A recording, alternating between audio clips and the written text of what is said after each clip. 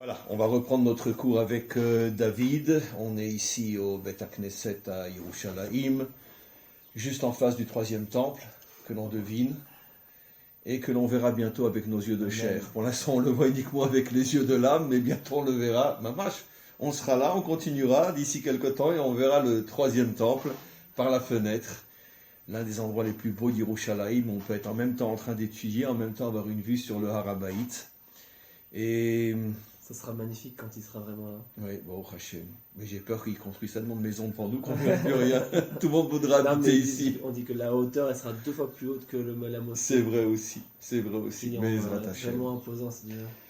En tout cas, chaque fois que je suis ici, j'ai toujours ce sentiment de vouloir dire merci à Hachem. C'est vrai que nos yeux se posent encore sur une mosquée aujourd'hui, mais d'abord, mieux vaut qu'ils se posent sur une mosquée que sur une église, déjà. Et deuxièmement, qui aurait cru qu'on serait la génération qui reviendrait, qui verrait des choses aussi extraordinaires, aussi extraordinaires. On en profite pour lancer à nouveau un appel à tous ceux qui sont encore perdus quelque part dans un trou en galoute et qu'ils comprennent qu'il est temps de se réveiller et de revenir avant qu'il ne soit trop tard, parce que je pense que vous savez et vous sentez tous, encore plus que nous ici, à quel point l'antisémitisme se réveille à nouveau. Et comme vous le savez, ceux qui connaissent notre histoire savent que les moments de repos pour le peuple juif en exil, ça ne dépasse pas 50, 60, 70 ans. Ça y est, on est à peu près 70 ans après la Shoah, donc les catastrophes vont revenir. Je m'excuse de parler comme ça, mais c'est parce que je vous aime et je veux vous sauver. Si vous ne revenez pas à temps, vous risquez de ne plus pouvoir revenir du tout. Donc, profitez de tous les signes que Hachem vous envoie pour vous faire comprendre que ça y est, un nouveau nazisme est en train de monter partout dans le monde. Et si vous ne venez pas maintenant, vous ne pourrez plus jamais venir. Bon, c'est pas le cours. Je tenais juste encore à préciser avant qu'on commence le cours que Baruch Hashem, comme je te l'ai dit David, les gens réagissent à notre Chavruta d'une manière extrêmement positive. J'avoue que je n'ai jamais reçu autant de messages de remerciements pour ce cours que nous faisons ensemble sur WhatsApp, sur ma boîte email, sur aucun cours. Donc, aucun cours, j'ai reçu autant de remerciements que sur le cours que nous faisons ensemble. Donc, c'est forcément pas grâce à moi, puisque sur mes cours, personne ne dit rien. Mais je m'en fiche. Mais c'est grâce à toi. Non. Donc, ben oui. Je pense que c'est l'interactivité. Non, sur mes cours, les gens ne disent rien. Pas merci Rav, pas rien du tout. Donc, je dois avouer que c'est grâce à toi. Et j'en suis très fier. J'en suis très fier. Tu sais, le Talmud dit que un homme normal, il y a vis-à-vis de deux personnes, non seulement il n'éprouve aucune jalousie, mais au contraire, il est très fier. Vis-à-vis de son fils qui dépasse le père, vis-à-vis de son élève qui dépasse le Rav. Donc, comme j'essaie d'être un homme normal, je n'ai absolument aucun problème parce que les gens te félicitent plus qu'ils me félicitent moi. Au contraire, c'est ma fierté, c'est mon honneur. Et je souhaite, Bezrat Hashem, que tu puisses aller très, très, très, très loin parce que tu le mérites et le Ham Israël le mérite. De toute façon, j'ai tout appris de vous. Au moins qu'ils le sachent. D'accord. Mais j'ai appris nulle part ailleurs. D'ici quelque temps, tu vas me dépasser, Bezrat Hashem, et j'en serai encore plus fier. Voilà, on va commencer notre cours. On est dans le Zohar, Parshat Korah, ça n'a rien à voir avec la Paracha, on est dans Parshat Rukat. Bien qu'en France, ils sont dans Parshat Korah. En France, ils sont dans Parshat Korah.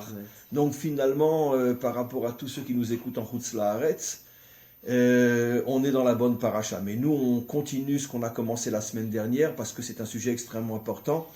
Et on fonce. Et en vérité, les deux parachutes sont liés. Bien sûr, les deux parachutes, Korah et Rukat. Aussi avec la vache rousse, etc. C'est toi qui le feras. Alors, on commence à lire. On est en Chavruta, pas en Shiur, donc tu m'interromps quand tu le veux. Tachazé.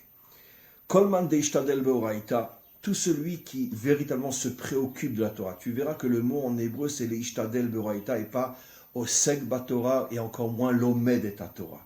Le Zohar ne parle pas des gens qui étudient la Torah, ça n'intéresse pas. Parce que tu peux étudier, rester un théoricien et rien faire pour changer le monde.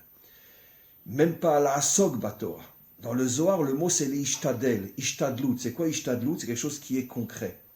Comme on dit, atatsari la sot ishtadlut. Pas seulement croire que Dieu va t'aider. Tu dois faire une ishtadlut, tu dois agir toi-même.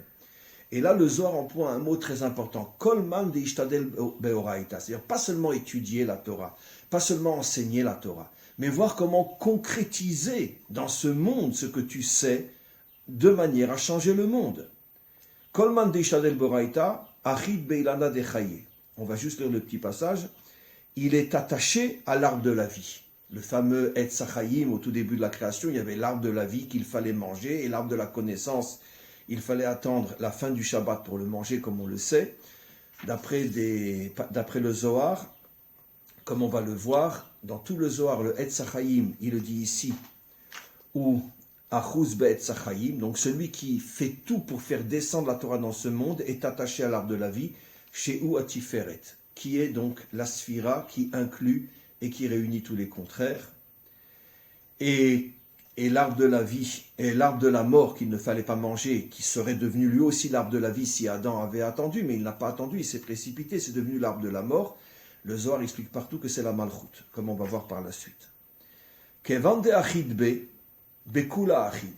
Celui qui arrive à s'accrocher à Tiferet, l'arbre de la vie, en vérité, il est accroché à tous les aspects de la vie, à toutes les midotes, à toutes les qualités, puisque Tiferet, c'est la réunion de tous les contraires.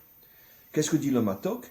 Kevan she'ochezbo, celui qui est attaché à l'arbre de la vie, ou ochez bakol, achuz bakol, il tient tout.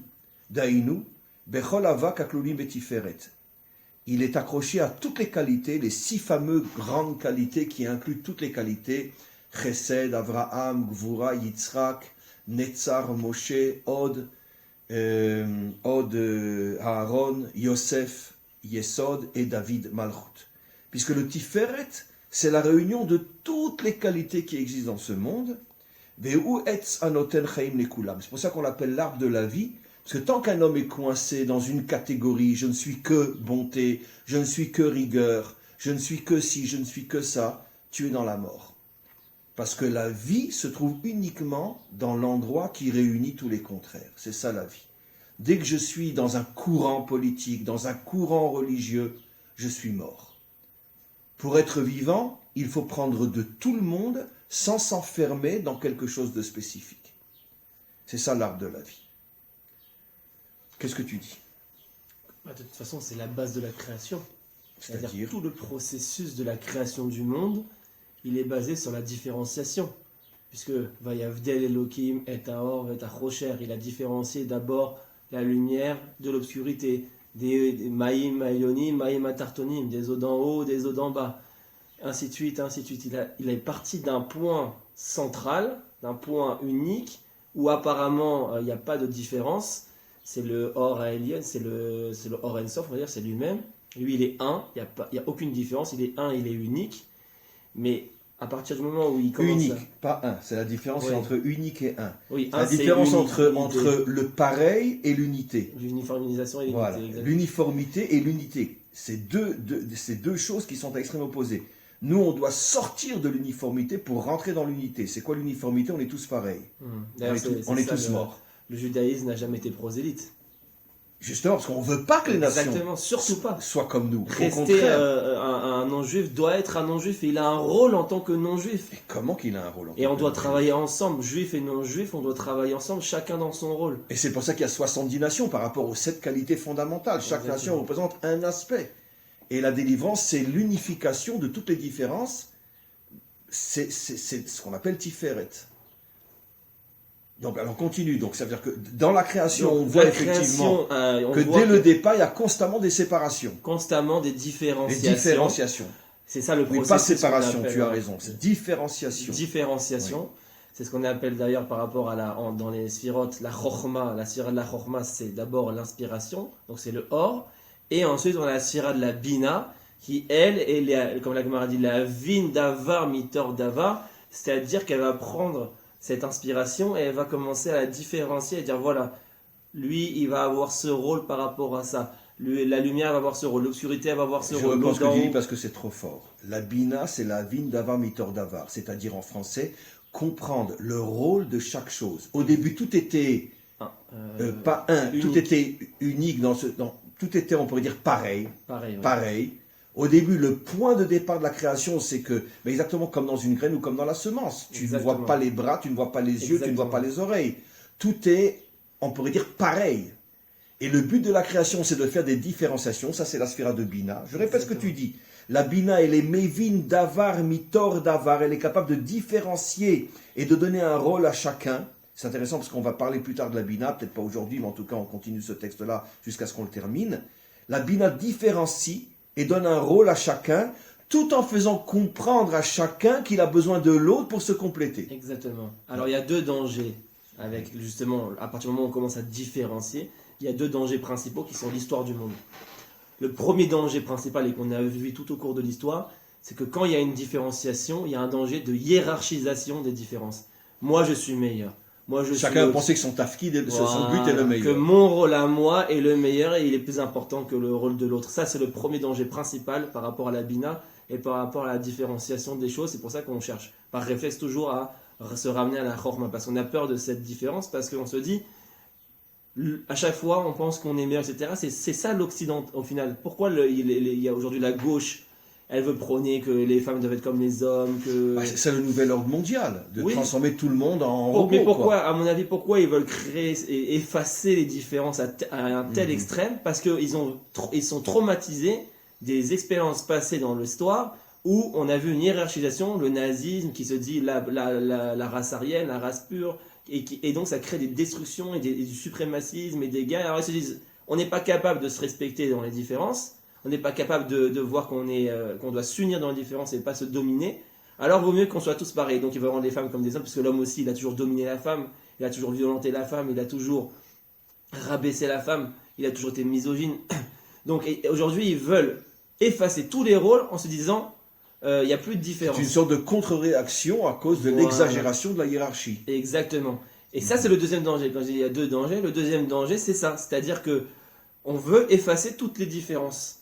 Alors qu'en vérité, la véritable solution, c'est le juste milieu. Tiferet. C'est le Tiferet, c'est-à-dire la capacité à comprendre que non, il y a des différences qui sont... Mais personne n'est plus grand que l'autre. Au contraire, on doit travailler ensemble et chacun a un rôle vital dans tout l'objectif de la création. Pourquoi il y a plein d'espèces d'animaux? Pourquoi il aurait pu créer une seule fleur, une seule type de fleur? Dieu, il aurait pu créer un seul type d'animal. Non, il y a toute la création est caractérisée par la différence. Donc surtout pas hiérarchiser les différences, premier danger à éviter, et de dire moi je suis juif donc je suis le meilleur. Non, les nations ont un rôle aussi important, voire même plus important que nous. Il y a une source qui parle. D'ailleurs la preuve, c'est ce que tu as dit tout à l'heure. La preuve qu'une religion est fausse, c'est quand elle veut que tout le monde adhère à sa religion. Exactement, c'est la preuve. La preuve qu'une religion est authentique, c'est quand elle dit aux autres non, ne soyez pas comme nous. Vous avez un rôle qui n'est pas le nôtre et on a besoin de vous comme vous avez besoin de nous. C'est pour ça que la seule religion au monde qui n'est pas prosélyte, c'est le judaïsme. D'ailleurs, on n'est même pas une religion, puisque la religion par essence, c'est prosélyte. Je viens de dire un gros mot, je m'excuse. Parce qu'une religion, par définition, elle est prosélyte. Parce qu'elle elle est impérialiste, elle veut rendre tout le monde pareil et convertir tout le monde au même Dieu. Ça, c'est la religion. Nous, on n'est pas une religion, justement. Nous, pourquoi on n'est pas prosélyte? Parce que justement, on est une identité. On est une identité. Et donc, pas tout le monde peut avoir la même identité. Voilà, exactement. Bravo. Je vais juste te raconter une histoire pour confirmer tout ce que tu viens de dire et tout ce qu'on a dit. Une histoire extraordinaire. Tu sais très bien que les maîtres pratiquement les plus rapportés dans le Talmud, c'est Abaye et Rava. Ça veut dire que c'était des maîtres on ne pourra rien dire pour expliquer leur grandeur. Et pourtant, de là on voit l'authenticité du Talmud. D'ailleurs, de la même manière que une grande partie des nations font tout pour nous salir, ils font tout pour salir le Talmud. Pourquoi? Parce que le mensonge fait tout pour salir la vérité. Alors que tout le monde devrait nous aimer, puisqu'on est la seule identité qui n'est pas prosélyte. Mais ils font tout pour nous détruire, parce que justement, ils veulent dominer le monde. Et ils ne supportent pas qu'Israël ne veuille pas dominer le monde. Et le Talmud est la plus grande sagesse qui n'ait jamais existé sur Terre, c'est pour ça que beaucoup font tout pour le salir. Qu'est-ce que rapporte le Talmud? Abaye et Rava rapportent une histoire extraordinaire qui montre justement que eux-mêmes, des géants de la Torah, ont compris qu'il y avait un homme très simple qui était plus grand qu'eux. Quelle est cette histoire? Abaye, lui, méritait d'avoir un dévoilement de Eliaou, le prophète. Comme on sait, les grands sadikim ont des dévoilements de Eliaou. Aujourd'hui, nos générations, je ne sais pas, mais en tout cas, jusqu'à l'époque du Ari Akadosh ou d'autres, le Baal Shem Tov a eu un dévoilement aussi. Mais en tout cas, bon, eux, ils avaient. Abaye, c'était toutes les semaines, le vendredi avant Shabbat, Et Rava, lui, malgré sa grandeur, c'était une fois par an, Erev Kippour. Donc Abaye, c'était toutes les semaines, Rava, bien que les deux sont immenses, c'était une fois par an. Et un jour, ils ont découvert qu'il y avait dans leur ville un médecin qui avait un dévoilement de Eliyahu Hanavi tous les jours. Quand ils ont entendu ça, ils sont devenus fous. Ils ont dit, comment c'est possible? Moi, Abaye, moi, Rava, on est les Gdoléador. Pendant des millénaires, tous les Juifs vont lire nos enseignements. Et ce médecin, ils ont dit, il faut absolument qu'on le connaisse. Qu'est-ce qu'il fait? Bon, quand je raconte cette histoire, j'en ai les larmes aux yeux. Parce que ce qui me fait pleurer, c'est l'authenticité de la vérité vraie. Cette capacité que les grands ont le courage de dire, on n'est pas les plus grands. Qu'est-ce que c'est beau. Donc, ils vont voir le médecin. Et ce médecin-là, il soignait les corps. Il avait un grand problème, comment soigner une femme. Et donc, qu'est-ce qu'il faisait? Il s'était créé une sorte de tissu de robe, d'accord? Et quand la femme venait, qu'il était obligé de la soigner à une partie de son corps, il lui mettait ce voile sur elle, et ce voile était en écaille. Là où il devait soigner, il ouvrait, il ne voyait que la partie du corps qu'il devait soigner, d'accord? Mais il ne voyait pas tout le corps. Il ne voyait que la partie minuscule qu'il devait soigner. Donc Abaye et Rava sont venus vers lui et lui ont dit, mais comment on a appris que tu avais un dévoilement d'Eliyahu tous les jours, qu'est-ce que tu fais? Il dit, écoutez, moi je ne comprends pas, j'étudie la Torah, j'accomplis les mitzvot, mais j'arrive pas à l'ombre de votre chaussette, je ne comprends pas. Pourquoi moi j'ai tous les jours et pas vous? Il a dit, mais qu'est-ce que tu fais dans ton travail? Et il leur a expliqué. Il leur a dit, on comprend tout. Un homme qui est en contact avec des femmes, et parfois avec de belles femmes, et qui ne tombe pas dans le piège de se dire, je suis médecin, j'ai le droit, il faut bien que je fasse son corps pour la soigner, et qui s'est à ce point éloigné de toute possibilité de tomber et de chuter. À ce moment-là, qu'est-ce qu'ils ont dit? On comprend pourquoi il est chez toi tous les jours et pas chez nous. Parce que toi, tu es dans la réalité, tu es dans l'épreuve, tu es dans la tentation et tu n'es pas tombé. Nous, on est dans l'étude. Même si on est des géants, on n'a pas les tentations que tu as. Donc c'est pour ça qu'Eliyahu te préfère toi, Anne. Qu'est-ce qu'on voit de là? Je sais pas, j'ai pas de mots pour expliquer. Quand les enseignants de la Torah vont commencer à comprendre que les textes qu'ils étudient disent tout le contraire de ce qu'ils croient. Non, nous ne sommes pas les plus grands, même si nous sommes des géants de Torah. Le plus grand, c'est celui qui est dans ce monde et qui ne faute pas. C'est lui le plus grand. Et un jour, au moment de la délivrance, c'est ce que le Mashiach va dévoiler. Il dira, arrêtez de vénérer les hommes de Torah. Arrêtez. C'est pas eux les plus grands. Le plus grand, c'est celui qui est dans ce monde, qui a une affaire, qui gagne de l'argent et qui ne vole personne. Qui soigne des femmes et qui ne les regarde pas. C'est eux les vrais grands. Et un jour, le Mashiach dévoilera ça. C'est pas celui qui est en haut, c'est celui qui est en bas et qui ne tombe pas. Magnifique. Donc, ça rejoint tout ce qu'on a expliqué. Et le chidouche de la semaine dernière par rapport à la phrase Makom Sheba Lechuva Umdin En Tzadikim Murim Echol. C'est ce que tu avais expliqué. C'est exactement ça l'idée en fait. Il m'a fallu 40 ans d'études pour que tu me révèles cette explication-là. Ce que vous dites là, c'est exactement ça. C'est-à-dire le Baal Tshuva, il a la capacité, lui, d'être dans ce monde, d'être dans le Makom, c'est-à-dire dans le monde matériel, la dimension de Dieu à travers la matière. Et de ne pas tomber. Et de ne pas tomber. Et c'est ça qui va faire qu'il est plus grand que le Tzadik Gamour. Pas plus grand au niveau spirituel, plus grand. Non, mais dans son domaine. C'est-à-dire que dans son domaine, il a une dimension que le Tzadik n'a pas. Regarde, prenons un exemple, et surtout ne comprenez pas mal ce que je veux dire. Baba Saleh était un tzaddik inimaginable. Mais quand il sortait, il se couvrait le visage, etc., pour ne pas être éprouvé. Mais un médecin, lui, qui est obligé de voir un minimum, mais qui ne va jamais fauter, même pas avoir une mauvaise pensée, dans ce domaine-là, il est plus grand que Baba Saleh. Oui, je le dis, dans ce domaine-là, il est plus grand que Baba Saleh. Et Baba Saleh, comme c'était un tzaddik authentique, c'est sûr qu'il le savait. C'est ça ce que tu as expliqué, qu'il n'y a pas de hiérarchie. Chacun dans son domaine a un point dans lequel il est plus grand que le plus grand. Et c'est ça l'unité. D'arrêter de penser qu'on est meilleur que les autres. D'ailleurs, cette idée, c'est l'idée principale de la vache rousse. C'est-à-dire, explique. Le secret de la vache rousse, c'est ça en fait, en réalité. Pourquoi ? Parce que la vache rousse, c'est quoi? La vache rousse, c'est Paradouma. Elle est rouge. Pourquoi elle est rouge? C'est la première question. Ensuite, on la faisait sortir, on l'a brûlée en dehors des 3 camps. On allait au Harazetim et on faisait la shrita là-bas. Sur le mont des Oliviers. Et qui faisait la shrita? Le Kohen. Non. C'est Elazar Cohen qui a amené, mais lui, il était et il regardait. Et c'est un zar. Un zar. C'est un étranger qui venait, qui faisait l'acte de la shrita. Pas Elazar. Elazar, il devait juste regarder l'acte. C'est la seule. Et lui n'était pas le Kohen Gadol. Et lui-même n'était pas le Kohen Gadol. Il était le sous-Kohen. C'est le seul korban que c'est ni le Kohen Gadol qui le faisait, ni le sous-Kohen, c'était un zar. Alors qu'il purifie de l'impureté la plus grave qui existe, la pureté de mort. C'est la purification totale du monde. C'est l'unité du monde. C'est quoi la mort? C'est la séparation entre l'âme et le corps, entre le monde d'en haut et le monde d'en bas. Et d'ailleurs aussi, la vache rousse, elle purifiait les impurs, mais elle impurifiait les purs. Comme ça on dit, et c'est incompréhensible. En vérité, là se cache tout le secret de la vache rousse. Pourquoi? Parce que qu'est-ce qu'il a dit Shlomo Ameler? Shlomo Ameler, selon l'interprétation classique, il a dit Erkema veir rechoka mimeni.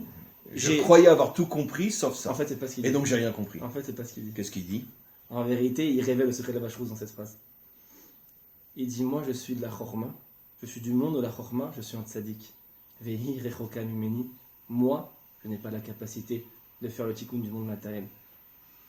C'est ça la vraie explication de cette phrase. C'est-à-dire que Shlomo il dit moi je suis le tzaddik, je suis la chorma, mais c'est pas par moi que passera le tikkun. La vache rousse elle représente le tikkun du monde matériel parce que c'est le rouge, c'est la matérialité. Elle représente le tikkun final, c'est un zar qui doit faire la shrita. C'est un petit, c'est un étranger. C'est pour ça que David Amer il vient de Moab. Et en vérité Shlomo dans la phrase où on croit qu'il dit qu'il connaît pas le secret, en vérité dans cette phrase il révèle le secret de cette vache. C'est qu'en vérité le tikkun final passera par quelqu'un qui est rachok. Veir rechoka mimeni. C'est qui est rachok? C'est le Baal Tshuva, justement. Parce qu'à quel moment? C'est ce que dit Srazal, que la délivrance viendra par la teshuva. Non, mais c'est ce qu'on dit sur David, que c'est lui qui a dévoilé la teshuva dans le monde. Mais le verset lui-même où la Gemara dit Makom Sheba le Tshuva Mdin, à quel verset se référence? Boré Nifsfataim, Shalom Shalom, la rachok vela karov. Le Baal Tshuva, il est appelé rachok. Veir rechoka mimeni. C'est-à-dire que celui qui est loin, c'est lui qui va faire le tikkun du monde. Celui qui est appelé Rachok, celui qui part de loin, qui part avec cette nature matérialiste, et c'est lui qui va, c'est pour ça que c'est le zar qui fait la shrita, c'est-à-dire quelqu'un qui a une dimension d'étranger, c'est lui qui va pouvoir faire la shrita du Yetzer Hara et la shrita du monde. Et c'est ce qu'on voit dans tout le talir de la Géoula, c'est tellement juste ce que tu dis. D'où vient David, donc d'où vient le Mashiach? Au départ, d'un père qui a eu une relation avec ses filles, d'un homme Yehuda qui a été avec une prostituée. David lui-même, son père pensait que c'était un mamzer jusqu'à l'âge de 20 ans. Tu connais l'histoire? Parce qu'il savait pas, il a cru qu'il allait avec la servante, et en vérité, il savait pas que c'était sa femme, et quand il a vu sa femme enceinte, il a pensé qu'elle était partie avec un autre. Ça veut dire qu'en vérité, que toute la lignée du Mashiach ne passe que par des catastrophes. Que des catastrophes. Que des problèmes.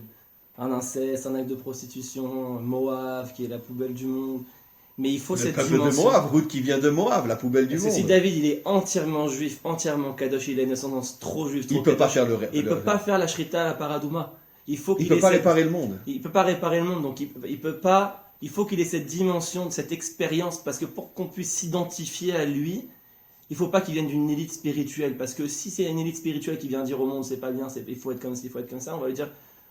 Toi, tu es né dans un monde de Torah, c'est facile pour toi. Nous, on mangeait McDo, mon père c'est un mafiosi, il me frappait quand j'étais petit, de quoi tu me parles? Par contre, quelqu'un qui a été chassé par son propre père, qui a été considéré comme mamzer par sa propre famille, quelqu'un qui David, on parle de David. Chassé par son père et par ses frères.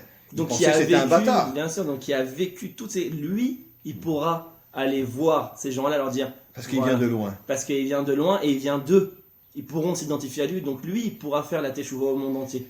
Donc, selon le principe, en reprenant ce que tu dis et en rajoutant que à Kol Letova, que même dans l'obscurité se cache une lumière incroyable, en plus, dit le Balatania, c'est précisément dans l'obscurité que se cache une lumière qui est plus grande encore que la lumière visible. D'accord? On parle de lumière spirituelle, bien sûr. C'est ça le sort du Baal Teshuva. On comprend que finalement, pourquoi juste avant la délivrance, parce que c'est assez récent, il y a eu une telle explosion dans le peuple juif que la majorité ont quitté la Torah et sont devenus laïcs. Pourquoi? Pour préparer justement la Teshuvah et pour préparer la venue du Mashiach. Pour préparer la venue du Mashiach. Le Mashiach ne pouvait pas sortir du monde orthodoxe. Il ne pouvait pas sortir du monde religieux.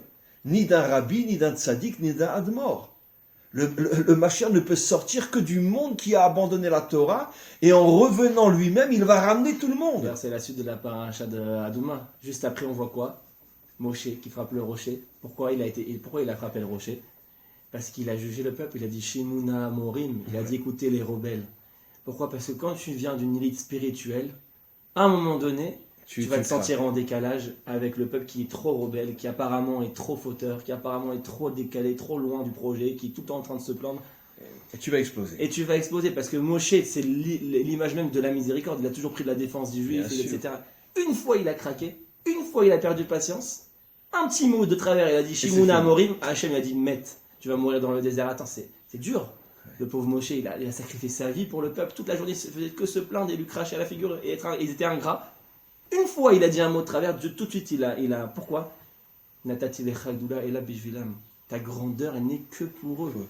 Et c'est pour ça qu'Hachem a compris, ça passera jamais par un tzaddik. Parce qu'un tzaddik, à un moment donné, il va prendre sa grandeur pour lui. Il a dit non, il faut un nulard, il faut un petit. Il me faut quelqu'un comme ça qui vient d'eux-mêmes. Et lui, jamais il pourra se sentir en décalage avec eux, jamais il les jugera. Parce qu'il était comme eux avant. Donc jamais il les jugera. Et c'est pour ça que c'est ce qu'il dit Shlomo Ameler. Hirechoka mimeni. Moi, le tikkun du monde est trop loin de moi. Trop loin de moi. Non, c'est-à-dire que moi, je peux être un modèle inspirateur. Le tzaddik, c'est ça le ribour entre Yesod et Malchut. Bien sûr. Entre le tzaddik et le roi. C'était ça la grande marloquette entre Yehuda et Yosef. Ils n'ont pas compris que finalement l'un avait besoin de l'autre. Et c'est pour ça que Elazar, il est roé. Pourquoi il faut que Elazar il soit roé? Tu vois que c'est un autre qui fait le tikkun. Non, mais parce que c'est lui qui inspire la force aux arts de faire la shrita. S'il n'est pas roé, on ne peut pas se passer. C'est-à-dire qu'on le verra méfourage que c'était ça la faute de Korach. C'est qu'il a tellement compris ce que tu expliques qu'il a dit mais qu'est-ce qu'on a besoin d'une tzaddik? On a la malchoute, ça suffit. Non, c'est l'erreur. Mais justement, c'est toujours le même problème. Il faut un modèle inspirateur, mais ce modèle inspirateur doit savoir qu'il n'est pas l'acteur, il n'est que l'inspirateur. Voilà. Et l'acteur doit savoir qu'il ne peut pas agir sans ce modèle inspirateur. C'est ce qu'on appelle finalement le ribour entre Yesod et Malchut, entre le tzaddik et le roi. Le seul qui a compris ça, c'était le roi David, qui était complètement annulé devant son maître, Méphibosheth, et devant le Navi, Nathan. Et tous les autres rois ont essayé de tuer justement les prophètes, parce qu'ils ne supportaient pas leur réprimande. Magnifique, on continue. C'est pour ça d'ailleurs que Korach, parce que vous dites parler de Korach, qu'il a compris ça, Korach c'est Rachok, c'est les mêmes lettres. Il était loin, c'est-à-dire il avait cette dimension de Baal Teshuvah. Dis-moi d'où tu sors, toi. J'avais jamais vu ça. Korach Rachok. Ça veut dire qu'il a été à l'extrême dans ce que tu dis qui est juste, mais lui il a voulu aller trop loin. Il a dit, puisque tout va passer par la Malchut, par la Gvura, qu'est-ce que j'ai besoin du recette du modèle de Aaron? Exactement. C'est ce que va dire Méphourach le Zohar. Bon, on ne le verra plus aujourd'hui, mais la semaine prochaine, si Dieu veut. Exactement, c'est ce qu'il a dit. Il a dit, de toute façon, tout passe par moi. Qu'est-ce que j'ai besoin du modèle du tzaddik? Voilà. C'était ça l'erreur de Yehuda par rapport à Yosef et l'erreur de Yosef par rapport à Yehuda, quand ils étaient jeunes tous les deux. Ils n'avaient pas suffisamment d'expérience. Yosef a dit, tout passe par moi, donc j'ai pas besoin de Yehuda. Yehuda a dit, non, tout passe par moi, donc j'ai pas besoin de Yosef. En vérité, ils se complètent. Yesod ou Malchut. Bien sûr. C'est le couple, l'homme et la femme. En vérité, sans l'homme, il n'y aura pas d'enfant. Mais d'un autre côté, qui fait l'enfant, c'est pas l'homme, c'est la femme. C'est ça le sod en vérité de Yesod et Malchut. Bien sûr. Korach, c'était la dimension féminine, d'une certaine manière. Korach, c'est les mêmes lettres que le mot Rachok, exactement comme tu expliques. C'est magnifique. Mais l'erreur qu'il a fait, c'est qu'il a fait l'erreur de Yehuda quand il était jeune. J'ai pas besoin de Yosef. Non, tu as besoin d'Aaron, même si ça passe par toi. La preuve que ça passe par toi, Shmuel, le prophète des rois, et sort de Korach. C'est ce que Rachid dit. C'est ce qui a trompé Korach. Il a dit, attends, mais tout passe par moi. Qu'est-ce que j'ai besoin de Aaron? C'est ça le problème, c'est que personne ne comprend. Les rabbinim pensent que ça ne dépend que d'eux, et les chilonim pensent que ça ne dépend que d'eux, et les deux se trompent. C'est aussi le secret des ktarim sur les lettres que Rabbi Akiva il connaissait. Nachon. Pourquoi?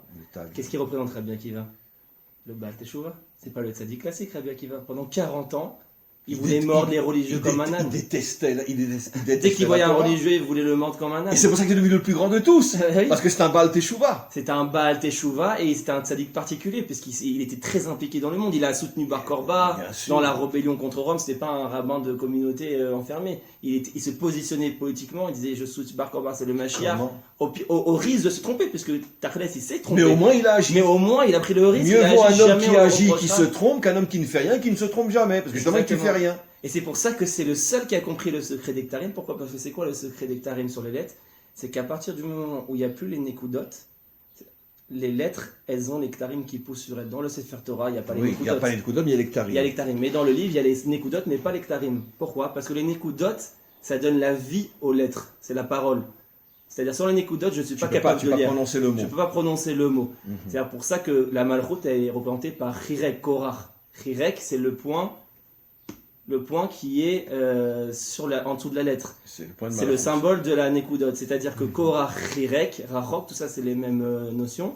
C'est ce qui donne vie à la lettre. S'il n'y a plus cette vie, donc cette concrétisation, c'est-à-dire qu'il y a même la lettre vers le bas, qui est la Malchut, qui réalise le projet, alors le projet, il perd de son sens, et il y a des Ktarim qui poussent, et en fait, les Ktarim, c'est les clipotes.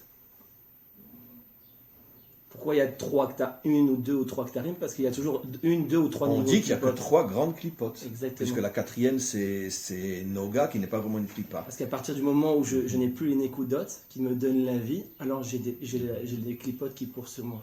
La lèpre. Il y a aussi 3 dimensions de lèpre. À chaque fois, c'est la même chose. C'est-à-dire que quand je suis un tzaddik, donc je suis dans le Sefer Torah, mais je n'ai pas les Nekudot, alors rappelle-toi toujours que... Et la Nekuda est en bas d'Afka. En bas, oui, bien En sûr. bas, elle représente d'Afka le peuple qui est tout en bas. Exactement. Et c'est le peuple qui donne la vie à la lettre. Exactement. C'est lui qui donne la vie à la Torah. Exactement. C'est pas le tzaddik qui est en haut. Exactement. C'est le tzaddik que s'il se El lit- Meler Bli Am. Tu n'es Meler que parce que tu as le Am. Exactement. C'est ça le vrai modèle. En vérité, le modèle du tzaddik, c'est un modèle malade. Le vrai modèle, c'est le modèle du mélange. Quand il est déconnecté du peuple. Ou quand il ne comprend pas à quel point lui-même Par a besoin essence, du il est peuple. déconnecté du Tu peuple. sais, je crois que je t'avais déjà rapporté le Midrash qui dit Moshe Ya'anav Mikol Adam. Mikol Adam, le Midrash dit Mikol Adam, c'est-à-dire Kol Adam, le peuple. C'est-à-dire que face au peuple, il savait qu'il n'était rien. Face à un individu, il était le plus grand de tous les individus du peuple. Mais face au peuple, il avait compris qu'il n'était rien. C'est ce que tu as rapporté, c'est ce qu'Hachem lui a dit. Descends, j'ai plus besoin de toi, le peuple est tombé, il est en train de faire la faute du veau d'or. Je ne t'ai donné la grandeur que pour le peuple. J'ai plus de peuple, j'ai plus besoin de toi. Bien sûr. Et de là, il a compris que toute sa grandeur n'était que le reflet du peuple. C'est pour ça que devant le peuple, il s'annulait. Ça veut dire que même si le peuple, même si chaque individu du peuple est 1 milliard de fois moins grand que lui, mais le peuple tous ensemble est plus grand que le plus grand de tous les tzaddiks. Le jour où les rabbinim comprendront ça, le jour où les tzaddikim comprendront c'est quoi le peuple juif, c'est quoi un peuple d'une manière générale, pas seulement le peuple juif, que chaque peuple, au niveau des 70 peuples, est beaucoup plus grand que le plus grand des géants. Et malheureusement, nous, ça fait des Et c'est ce millénaires qu'il a qu'on dit- est dans c'est la ce qu'il a dit Vodazara, Dieu à le Moshe. culte de l'homme, etc. Quand Dieu Moshe il a fauté, il a frappé le rocher, il a dit t'as perdu patience. Qu'est-ce qu'il dit le Midrash? De la même manière que tu dois avoir la émouna en moi, que c'est pour le bien comme pour le mal, c'est-à-dire que même s'il y a le mal, même s'il y a la Shoah, même si... Et c'est un très haut niveau d'émouna, parce que c'est facile de dire ah, Kol et Tova, mais quand tu as vécu la Shoah, on peut comprendre que tu quittes la religion, on peut comprendre que tu disais foi, Bien ya sûr. Elohim, on peut comprendre. Baruch. Donc c'est un très haut niveau d'émouna déjà de croire, mais on peut espérer que Moshe, lui, était à ce niveau-là, de croire vraiment que tu dois bénir Dieu et pour le bien et pour le mal. Sache comme que le Gemara dit. Midrash dit que quand il est monté sur le mont Sinaï, qu'il a atteint le plus haut niveau de dévoilement, Hachem lui a dit à ce moment-là, pose-moi n'importe quelle question, j'y Oui, répondrai. il a posé la Et il question. a posé la question, je voudrais juste comprendre une Mais on ne chose. comprenait pas. Pourquoi les justes souffrent tellement et les méchants ils sont tellement prospères? Hachem lui a dit, ah ça j'ai oublié de te dire que je réponds à toutes les questions sauf à celle-là. Ça veut dire que même Moshe, d'une certaine manière, Bien sûr, avait ce problème-là. C'est un émouna. Et donc Dieu, il dit de la même manière que tu dois avoir la émouna en moi, sur comme le bien comme pour le mal, de la même manière le peuple, tu dois avoir la émouna qu'au fond il n'est que bien, il n'est que lumière. Même si apparemment il est entièrement rebelle, même si apparemment il est entièrement fauteur, même si apparemment il est débauché, même si apparemment il n'y a rien à espérer de lui, et que le tikkun est impossible à faire, tu dois avoir la émouna de toujours continuer à Que ça croire passera par le que peuple. ça passera par le peuple, qu'en vérité ce n'est que lumière, et que Akadosh Baruch Hu, la Torah et le peuple juif ce n'est qu'un, comme dit le Zohar Akadosh. Ça c'est un très haut niveau d'émouna, parce que tu as la C'est émouna en moi. intéressant ce que tu dis, parce qu'effectivement, le Midrash dit Kutsha Berichu, Hachem, Oraïta, la Torah, et le Ham Israël sont un. C'est pas marqué Hachem, la Torah et le Tzaddik sont un. C'est marqué nulle part ça. C'est marqué Hachem, la Torah et le Ham Israël sont un. C'est-à-dire que le Ham Israël est beaucoup plus haut que le Tzaddik. Voilà, le jour où ces vérités vont finir par se dévoiler, qu'on va commencer à comprendre véritablement à quel point depuis des millénaires on a sombré dans une idolâtrie inimaginable, ce que j'appelle moi le culte de l'homme, et que finalement non, aucun homme, quel qu'il soit, aussi grand soit-il, ça reste un homme. Et c'est interdit d'exagérer on pourrait dire, dans la reconnaissance de sa grandeur. C'est le peuple qui a demandé, à cause de sa faiblesse, c'est lui qui a demandé à un dirigeant. En vérité, Dieu lui-même, il ne veut pas passer par un tzaddik ou par un méler. Quand il s'est adressé au moment des 10 commandements, il a voulu parler directement au peuple. Les 2 premiers commandements, le peuple a dit non. Stop, non, on préfère un intermédiaire. Mais Dieu, il ne veut pas d'intermédiaire. Même le roi, même Mashiach, il ne veut pas de Mashiach. C'est pour ça que je dis toujours, et c'est la vérité vraie, une fois que le Mashiach aura terminé son travail de réunir le monde à Hachem, pas seulement Israël, mais les 70 peuples, je te garantis qu'il disparaîtra, on ne saura plus jamais où il est. Les imbéciles croient qu'il va s'asseoir sur son trône avec sa couronne et son Coca-Cola. Non. C'est la royauté à Louis XIV. Ouais. Dès que le Mashiach aura terminé son travail, qu'il aura réussi à réunir pour l'éternité Hachem et son monde, il disparaît. Personne ne saura où il est. Pourquoi ? Parce que c'est exactement ce que tu dis. Le vrai Mashiach sait qu'en vérité, ce que Hachem veut, c'est une relation directe avec le peuple, sans intermédiaire. Sans intermédiaire. Donc le vrai Mashiach disparaîtra dès qu'il aura terminé son travail. C'est clair. Bien, on lit encore ce texte-là, et bon, il nous reste encore pas mal de textes à lire, mais on continue la semaine prochaine. Rabbi Yitzhak Amar, Kolman deishtadel boraita, lui rajoute, tout celui qui s'occupe de concrétiser la Torah, Chero itle mekula, il atteint la liberté, la chérout, pas la liberté dans le sens français, liberté, égalité, fraternité et ma sœur, mais la liberté réelle, comme on va voir, c'est quoi la vraie liberté. Yeshlo chérout, mikol mide avdut veshibudim. Ça veut dire qu'il arrive à se libérer de toutes les soumissions de ce monde. Il ne prend sur lui que Hachem. Tu sais que c'est ce que la Gemara dit, c'est aussi, quand je l'ai lu depuis il y a de nombreuses années maintenant, c'est un des textes qui m'a le plus impressionné dans la Gemara. La Gemara explique c'est quoi craindre Hachem. La Gemara dit c'est craindre que lui. Elle rajoute le mot que. Rak Hachem. Rak. C'est pas tu crains Hachem, tu crains ta femme, tu crains ton mari, tu crains ton patron, tu crains la maladie, tu crains la police, etc. Et tu crains pas Hachem. La Gemara dit, je ne crains que lui. Personne dans ce monde ne peut m'impressionner. Je ne suis soumis qu'à lui. Et ça fait de moi un homme libre de toutes les influences néfastes qu'il y a dans ce monde. C'est ce qu'il explique. Chérout, la liberté, c'est que tu n'es soumis à aucune force de ce monde. Toutes ces forces qui essayent de soumettre l'homme. C'est ça tout le but de Mashiach. Bien sûr. Une liberté des souverainetés étrangères et des soumissions étrangères. La Gemara elle dit En beolamazé les motamashach et la shibud malchuyot bilvad. Il ne faut pas espérer que Mashiach. Mais même malchuyot, pas seulement des nations, même la nôtre. Mais bien sûr, la nôtre actuelle. C'est que le Mashiach créera un gouvernement qui non seulement ne soumettra pas l'homme, mais fera tout pour élever le citoyen. Bien sûr. Élever l'homme. Tu sais c'est ce que la Gemara rapporte sur David Améler, quand David Améler était au courant d'un jugement qu'il y avait entre un riche et un pauvre.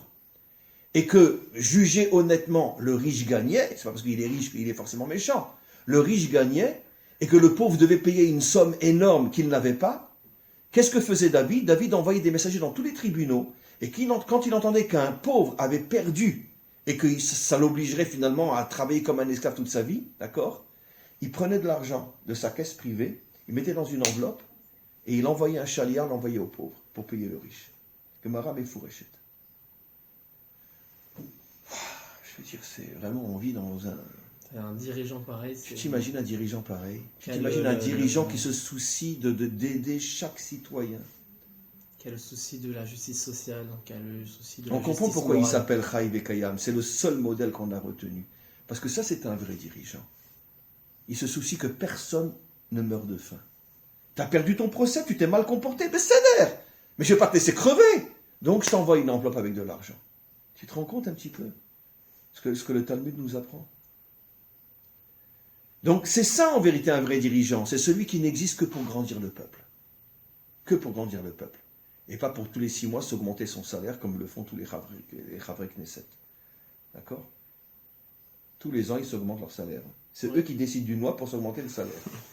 Plus 3 à 4%, je crois, par an. C'est ça, Shivud Malchuyot. On est soumis à tous ces dirigeants corrompus qui nous écrasent et qui s'en mettent plein les poches. Donc le seul rôle du Mashiach, c'est nous libérer de nos ennemis extérieurs et intérieurs. Et intérieur, bien Voilà. sûr. Retrouver un vrai David dans notre tête. Et là, la sot, milchamot ou mishpat. Ça veut dire, le Rambam dit dans Mishneh Torah, la seule fonction d'un roi, il n'y a pas de magie, il n'y a pas de je sais pas quoi, de prier toute la journée. Non, la première fonction d'un roi, c'est d'abord les guerres, nous libérer de nos ennemis extérieurs, et mishpat, la justice, donc nous libérer de Le nos ennemis tzedek, la malchut est intérieurs. appelée tzedek, tzedek Yadov. C'est la mida, La qualité de la malchut, c'est Melech, tzedek. Oev, tzedaka ou mishpat. Tzedek, c'est-à-dire le bien-être social. Le roi, il aime la tzedaka, la charité, mishpat et la justice. C'est les deux qualités principales du roi. Bon, il était une fois, on continue. Alors, Et encore. regarde ce qu'il dit maintenant. Cherum et mita. La Torah, la vraie Torah nous libère de la mort. Pas de la mort physique, mais regarde ce qu'il va dire. Aussi de la mort physique, en vérité. Ça sera après les la délivrances. Mais connexion. aujourd'hui, puisque le Zohar est écrit encore avant la délivrance, Daïnou, mais regarde, c'est comme c'est fort. Mais achizat aklipot, she'em darga de mota, she'achizatam bemalchut. La vraie Torah nous délivre de tout le mal qui s'accroche à la malchut, qui s'accroche au pouvoir. Puisque rien n'est autant corrompu, n'est autant menteur, n'est autant hypocrite qu'un gouvernement. Puisqu'ils mentent tous, ils se fichent tous de nous. Donc en fait, on n'a rien compris à la Torah. Comment? On n'a rien compris à la Torah. Évidemment qu'on n'a rien compris à la Torah. On n'a Et, rien compris à la surtout, Torah. comme je dis toujours... La Torah, c'est un combat pour la justice. Mais bien C'est sûr. ça l'essence de la Et Torah. c'est pour ça que je le dis à haute voix, au Parlement israélien, à la Knesset, les pires de tous sont les partis religieux.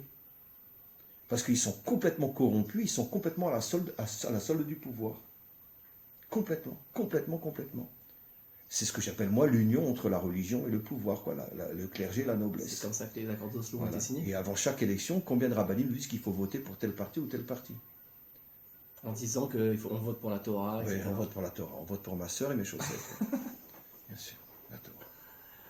Et c'est incroyable, et tout le monde tombe dans le panneau. Parce que tel Rav, il a dit qu'il fallait voter pour tel parti qui est à la Ça Knesset. veut dire que la Torah, dans son essence, c'est un combat pour la liberté et pour la justice. D'ailleurs, ça me fait penser à Moshe. Ça veut dire purifier le gouvernement, C'est ça tout purifier le pouvoir, purifier l'argent, Purifier le de système. toutes les saletés qui s'accrochent à l'argent, l'essence le de la pouvoir, etc. C'est ça la Le vraie projet, Torah. ça le projet. Et personne ne le fait, ça. C'est d'ailleurs Moshe. Pourquoi on parle pas de Moshe en vérité de sa naissance, on parle de sa naissance.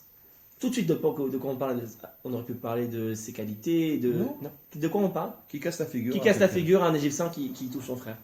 C'est la seule chose que la Torah raconte. Ensuite, il a 60 ans d'exil, et ensuite, il y a le buisson ardent. Et quand il retourne à Midian, encore une fois, il casse la figure au berger qui faisait du mal aux jeunes filles. Donc ça veut dire que la seule chose Et dont après, la il casse la figure Torah à Pharaon. raconte, ouais, c'est un casseur de C'est figure. cassé, il Et fait que d'ailleurs, ça, Midrash Moshe. dit que même en Afrique, il a renversé la dictature Mais africaine. il était révolutionnaire en Ouais. Afrique. Il a libéré un peuple de l'esclavage et il a pris sa Partout où tête. il allait, il libérait les gens. Ça veut dire, qu'est-ce que c'est un homme de Torah? C'est quelqu'un qui se bat contre le mal. Et regarde dans quel mensonge on vit aujourd'hui. Mais regarde, mais c'est pas possible. Qui on vénère aujourd'hui? Qui on appelle Rav aujourd'hui? Mais c'est pas possible. Mais quand on va enfin ouvrir les yeux et savoir ce que c'est un vrai homme de Torah? Tu te bats, tu prends des risques, tu te mets en danger, tu descends dans l'arène de ce monde? Non? Alors t'es pas un Rav. T'es un Google, Rabbi Google, c'est tout ce que t'es. Mais t'es pas un Rav. Moshe Rabbeinu, celui que tout le monde appelle Rabbeinu, il a passé sa vie à se battre, à se mettre en danger, à risquer sa vie pour purifier le monde. Ça, c'est un Rav. Et il se pose pas de questions. Parce que quand il a vu l'Égyptien, il aurait pu se poser des questions quand même. Il aurait pu se dire, qu'est-ce que ça va changer? Ça va vraiment servir à quelque chose que je le Ah tue cet oui, il y Égyptien? a Il y a des des millions centaines de millions d'Égyptiens. qui sont fouettés, je vais en sauver Quelqu'un un. d'intelligent, un conseiller personnel, il vient le voir Moshe et il dit, mais t'es fou Non, quoi? Moshe. Surtout qu'après, il a failli être décapité. T'es dans la maison, tu vas devenir pharaon, t'as la richesse, t'as le pouvoir, t'as tout. Deviens pharaon, et quand tu seras pharaon, Voilà. tu pourras libérer tout le peuple. Oui, Voilà la logique bien rationnelle. sûr, bien sûr. Moshe, bien sûr. pas du tout. Pourquoi Moshe, il est dans l'irrationnel? Il va tuer un Égyptien parce qu'il a un besoin de justice. irrationnel, sans se poser de questions. Bravo.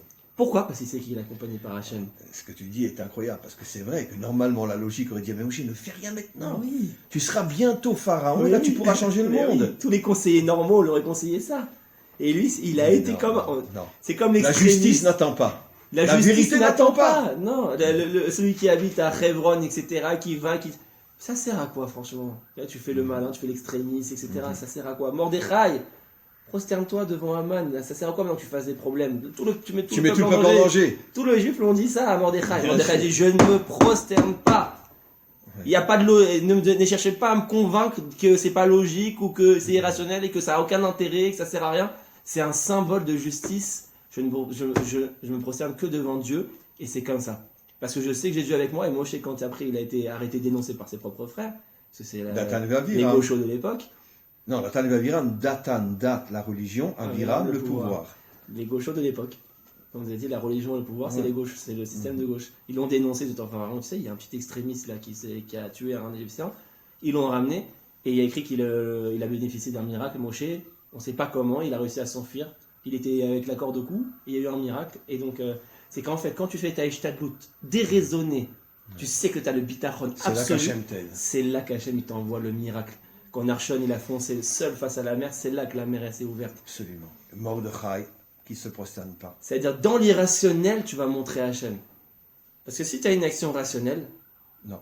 Tu ne peux pas montrer Tu es au Hachem. niveau de la nature. Tu es au niveau de la nature, c'est ça. Pourquoi Hachem Et donc il n'y a pas de connexion avec Hachem, car il est au-dessus de la nature. Il est parti en guerre contre Midian avec plein de soldats. Il y a une histoire comme ça, il dit prends ceux qui se sont prosternés devant le fleuve, c'est ce qu'on a dit. Il en est resté 600. Il en est resté 600. Entre des centaines de milliers. Il a dit mais je vais jamais y arriver. Il a dit Dafka, c'est comme ça que tu dois aller. Parce que si tu es à 100 000 contre 100 000, on verra pas que c'est moi. On dira que c'est ton armée, on dira que c'est Tsahal, on dira que c'est la force de nos tanks.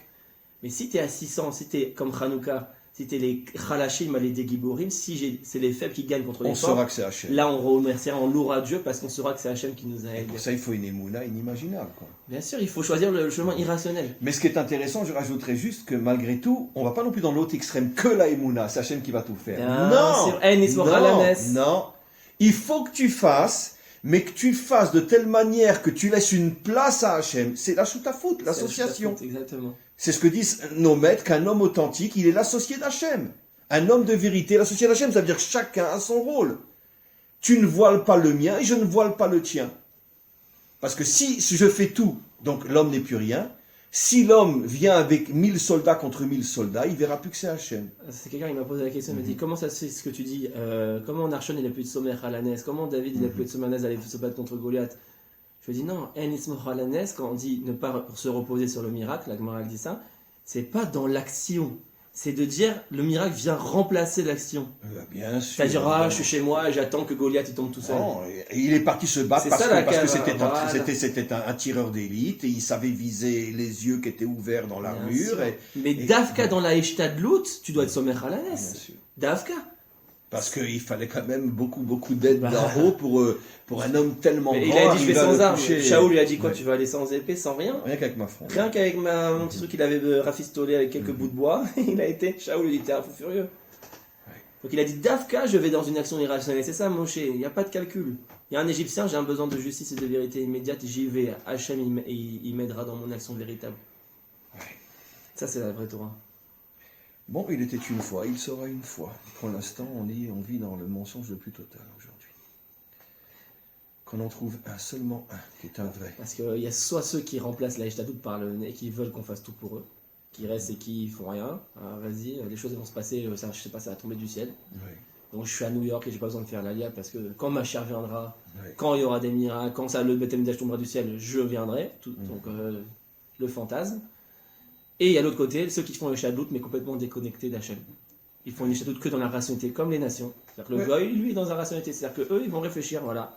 Ils vont la diplomatie, la politique, le gouvernement, l'économie. Et Hachem, on n'a pas besoin. Et Hachem, on n'a pas besoin. Et on verra que c'est exactement la faute de Korah. Korah, c'est le fondateur de la civilisation occidentale. On verra. Okay, c'est toujours ce inyan des deux erreurs. Oui. Et le juste milieu. Juste pour terminer le petit texte. Kama de Amran begin de Chiro ale charier ve achidbe. Le Matok explique c'est quoi la chérout? C'est la bina. La bina, c'est ce qu'il dit.